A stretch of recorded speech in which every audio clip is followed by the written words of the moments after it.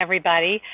We're very excited to be here for our third webinar. It's just 2 weeks away, and we'll be moving into the SELS conference, and look forward to meeting all of you. Next slide, please.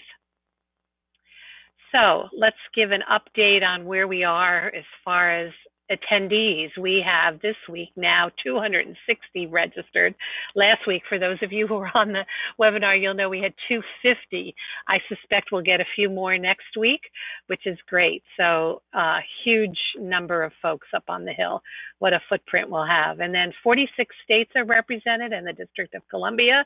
We're hoping to get the rest of those 4 states in the door before we start. And then this has been the big increase. 221 purchased bus tickets to go to the Hill.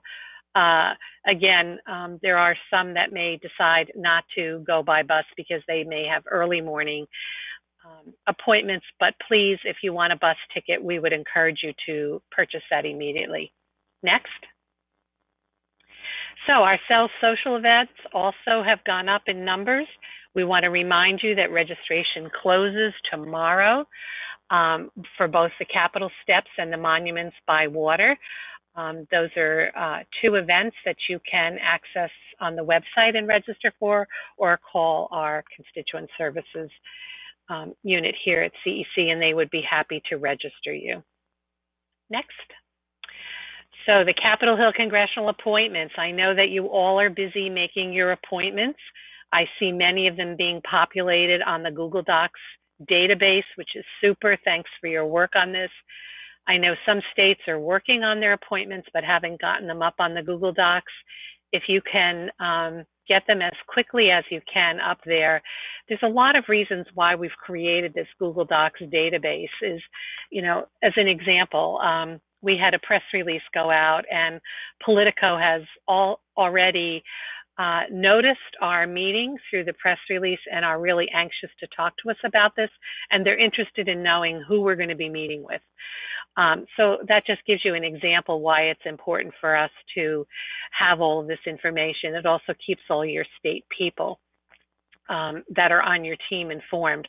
So if anybody has any questions, certainly you can ask them on this webinar, but if you have very specific questions related to your state, please feel free to send me an email. I'm happy to walk you through any of your appointments. I would encourage you to try to wrap up those appointments this week if at all possible. The Congress is on recess beginning on Friday for the 4th of July week, so they will be gone all week next week. Now, their staff, for the most part, will be in their offices, but it'll be a skeleton staff. So the more you can do this week to solidify all of your appointments will be a good thing. If you haven't heard about your appointments, certainly call and send another email to whoever it is that you're communicating with. Never feel like you're going to be a pest. Know also that sometimes appointments are not made until the midnight hour, so it's not unusual for you to get an appointment at the end of next week or even sometimes on Monday itself. So keep working at those appointments. And thank you for all your work in setting those up. I know it's a hard job, and trying to coordinate all the visits so that everybody can get involved in them. So kudos to you all. Next, please.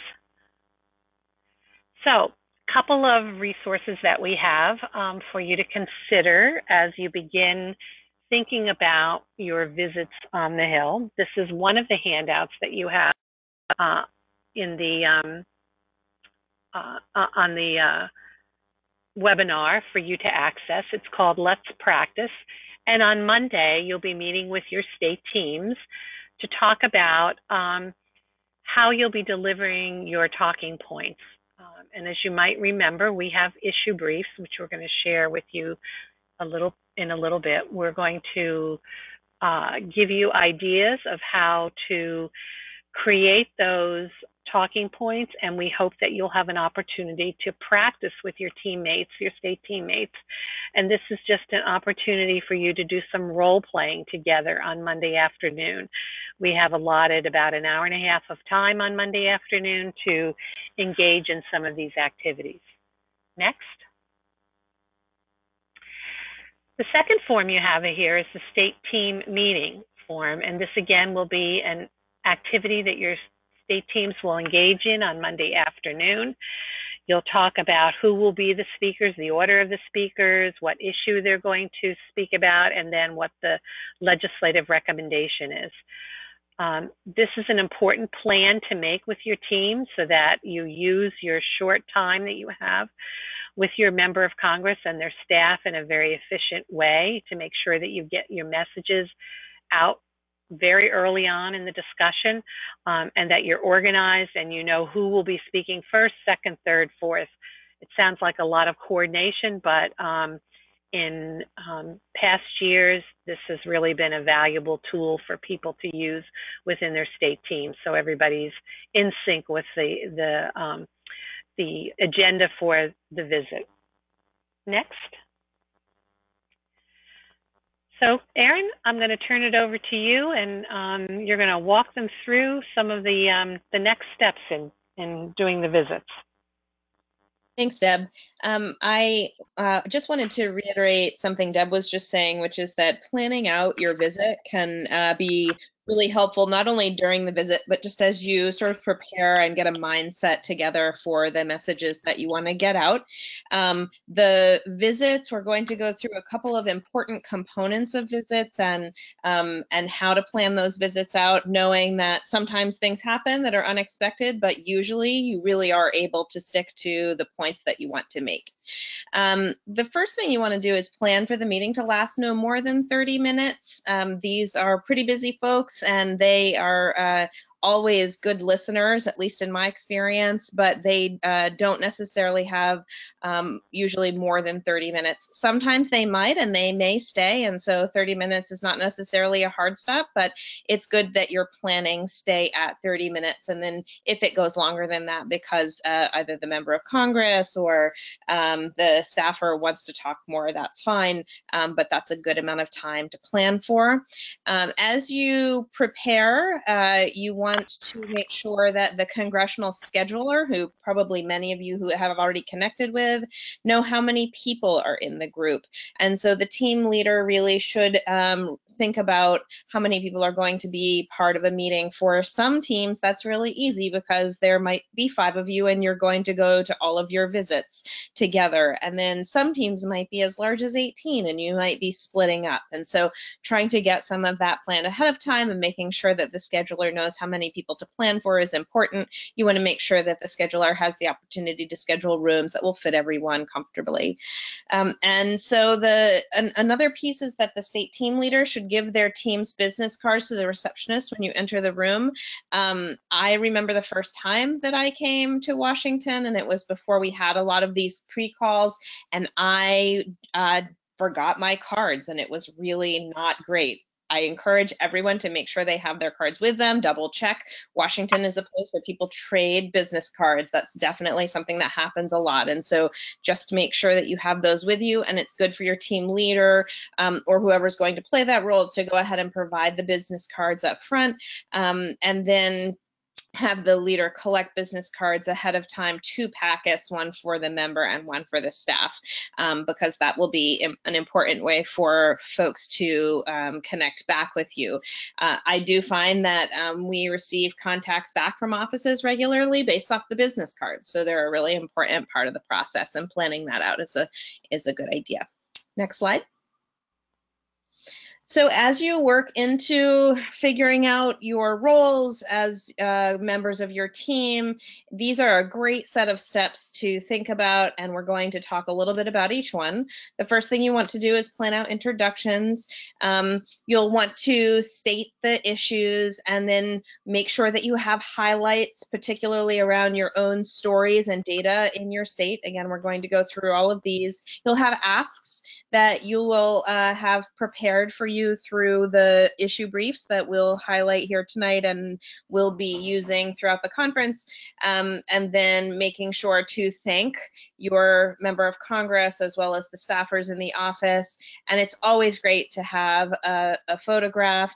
Annie and the CEC staff are often around and sometimes are able to grab some photos for us, but all of the offices that I've been in have sometimes will take photos with their phones, and then also there's usually someone there that's happy to take a picture. Pictures with our senators and representatives are often tweeted out, and they're really great to have, and they're a great way also to thank your member of Congress after you are in their office through a tweet. So those photographs are also important and something to think about as you're going in. So let's get into talking about these 6 steps. First, you want to make sure that everyone that is present is introduced.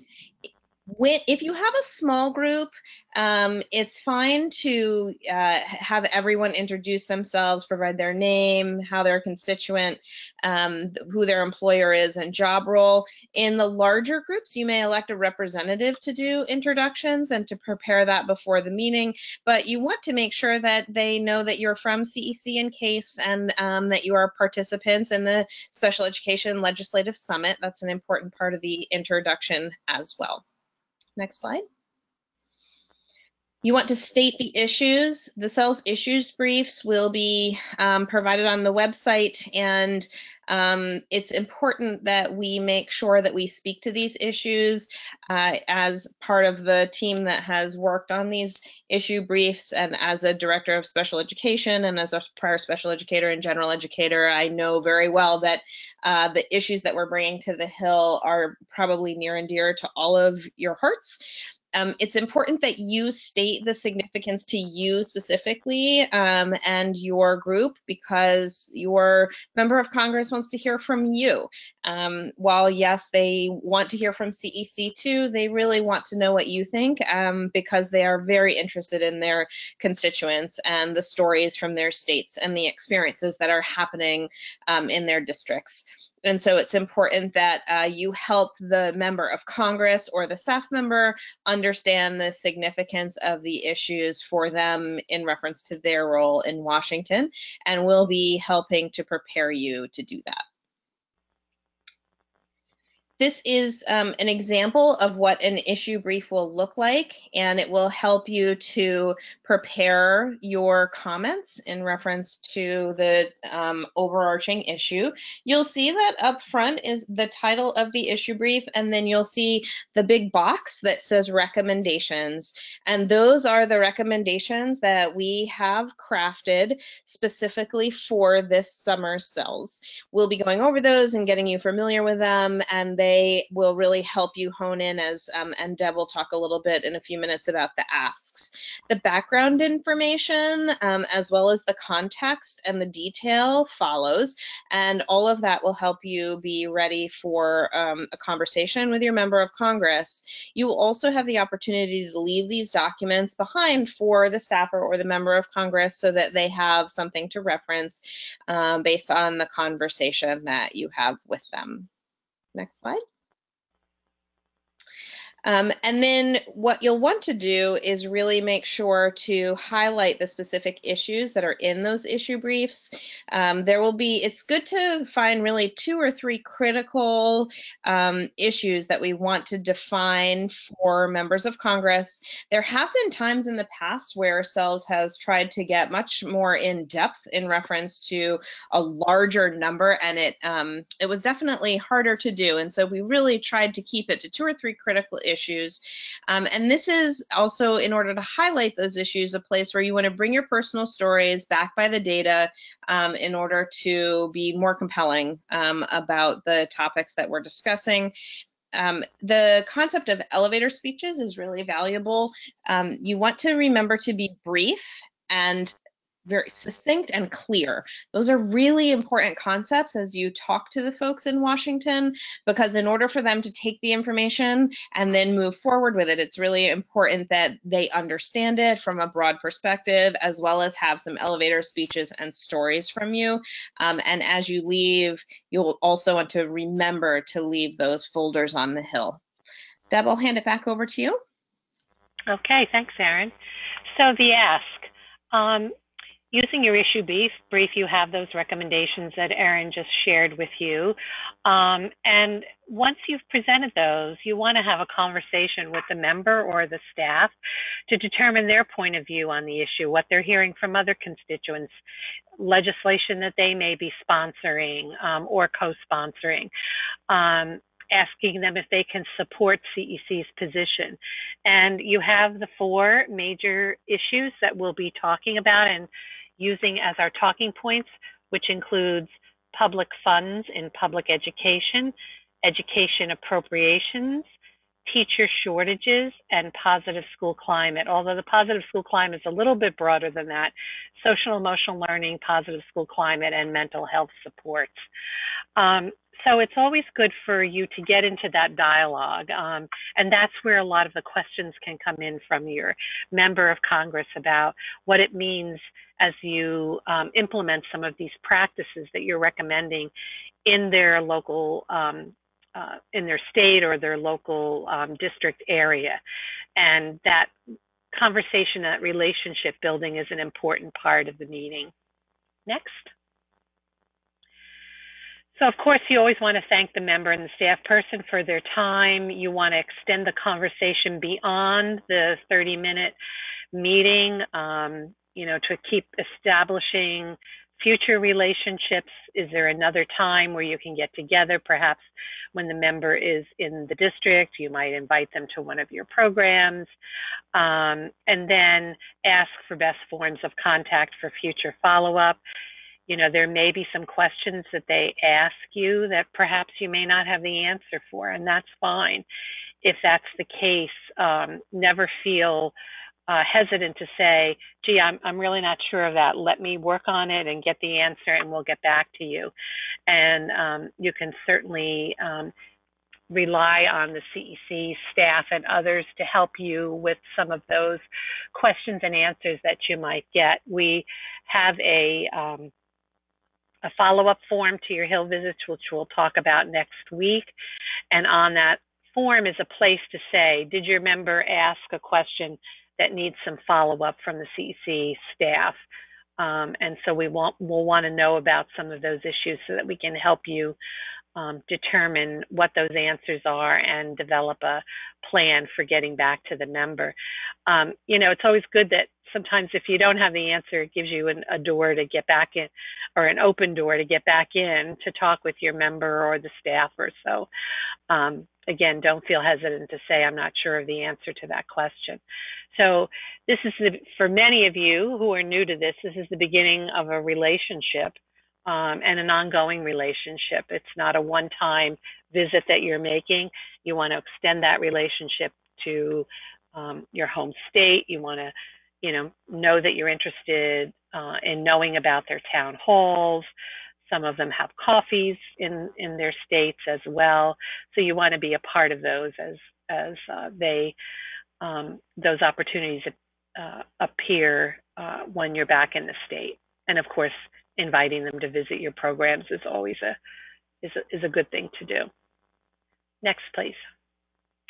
And of course, finally, the photograph. We have a few up here. This picture on the right is me and one of our CEC members who provided testimony during our Committee on Education funding hearing. And we were visiting with some of the members in West Virginia. So it's always this little plaque with the flag. It's always good to kind of get a picture there. But certainly you'll see that there's also a picture in the member's office at Senator Manchin there from West Virginia. Wherever you get that photo op, take it. If they say, let's do it right here, take the opportunity. If you're not meeting with your member of Congress, you're meeting with a staffer, I always ask, and I would encourage you to do the same, to say, I know Senator Manchin is busy with votes and meetings. I'm wondering if he's in the office and if he might just step in for a quick photo op. I never hesitate to ask that question, and sometimes that opportunity appears. We will have an opportunity for you to share those photos with CEC. We'll have a site that you can upload your photos, because we'll want to have those photos on the CEC website, as well as to have opportunities to use them for the future SELS meetings. So we want to see all those good photographs you take. Next, please. So one more pre-summit webinar, July 5th, after the big 4th of July from 5 to 5:30. We'll be talking about summit logistics and the Capitol Hill debriefing forum.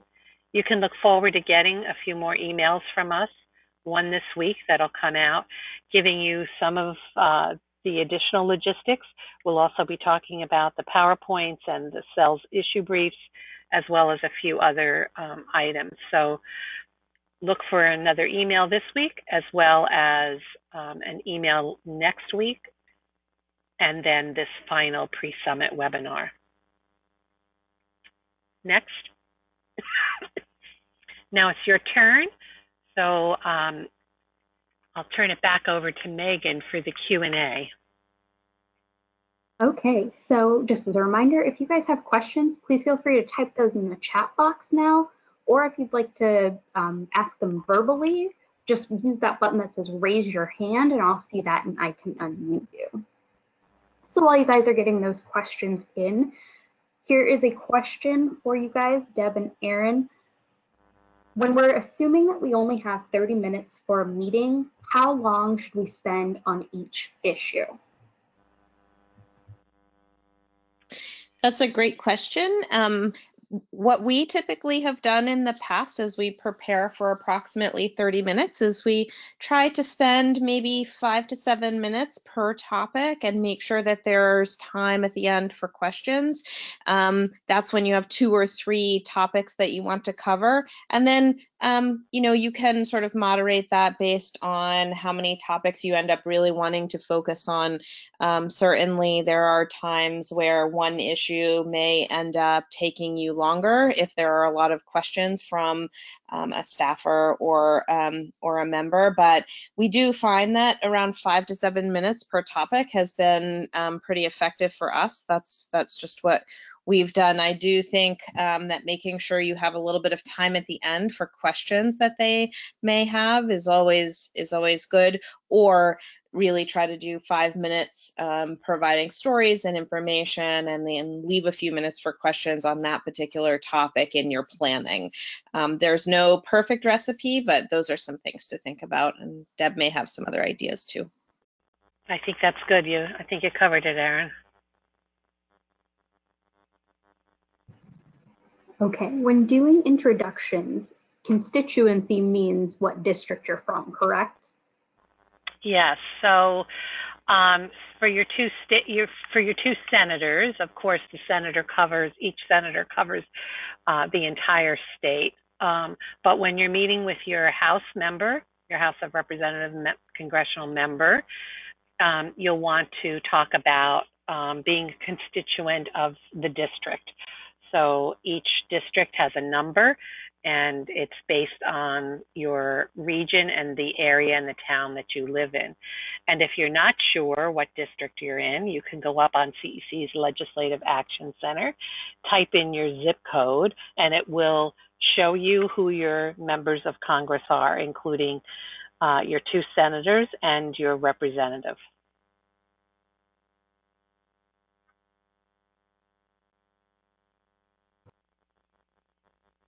Okay, we've got a couple more minutes for you guys to get questions in. I have a question for when we're talking about introductions for the larger groups, especially those teams that we know have 8 or more people. What do you suggest the representative or the elected group leader, whatever we'd like to call them, share with the group when we're doing introductions? Would you say the same things? constituency, employer, job role? And what if some of the folks coming to the meeting aren't from that particular representative's district?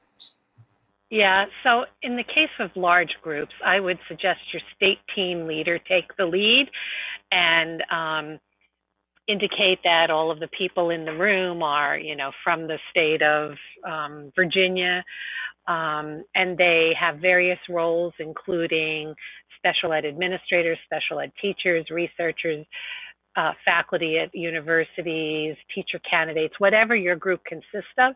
So it will be good for the team leader to know the roles of the individuals.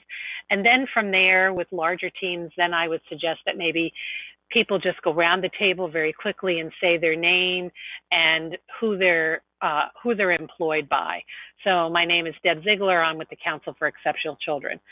And then move it, because if you go through all of the roles, you'll end up spending all of your time introducing people. And that's not really where you want to be.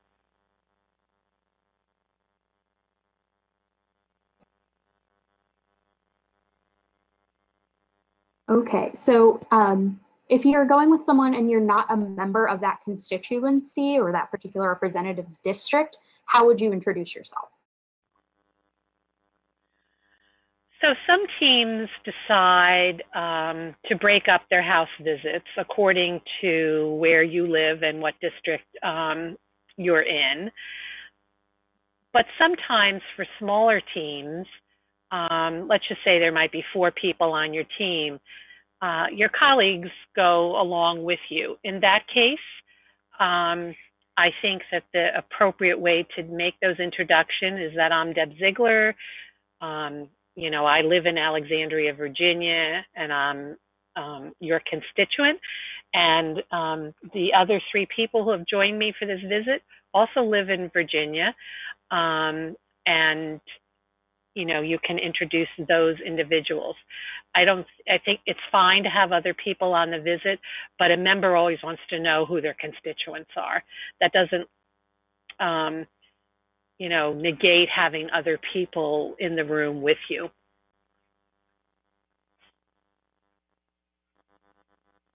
Okay, and what about for the folks who are, I'm assuming we'll follow that same advice, for folks who are planning to meet with the representatives for their school district versus where they may live, correct? It'd be really important.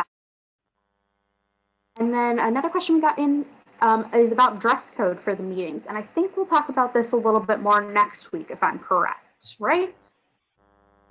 Yeah, we do. Just quickly, for the meeting, business casual, but we do have guests on Monday. So, we say business casual, we want to look presentable for our guests and our visits from agencies and other associations. And then, of course, on Tuesday, it'll be business dress on the Hill. And we'll talk some next time about footwear as well, and being prepared for the weather and those kinds of topics that are also important as you think about your trip to the Hill. All right, so it looks like there's one really specific question in the ask box, so I'm going to forward that to Deb to answer offline. But it looks like there are no more questions at the moment. As a reminder, you can always email any of us, and we'll be happy to help you figure out whatever your question is before 2 weeks from now. And then the reminder that we do have our last preparation webinar, whatever you want to call it. Clearly, I can't make up my mind. Next week on the 5th, you can register for that using the links you've got in your emails. And with that, I would like to thank Deb and thank Erin for their time. Thank you guys all so much for joining us this evening, and we will talk to you next week.